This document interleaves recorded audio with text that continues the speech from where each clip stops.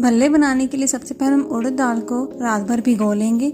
उसके बाद इसका छिलका उतर जाने के बाद इसे हम मिक्सी में ग्राइंड करेंगे और मिक्सी में तब तक ग्राइंड करेंगे जब तक इसका एक फ्लफ़ी बैटर नहीं बन जाता। उसके बाद हम इसमें डालेंगे मीठा सोडा और साल्ट अकॉर्डिंग टू टेस्ट और इसे अच्छे से बीट करेंगे ताकि ये और फ्लफ़ी होता जाए। इससे हमारे जो भल्ले हैं वो सॉफ्ट और स्पॉन्जी बनेंगे और अच्छे बनेंगे।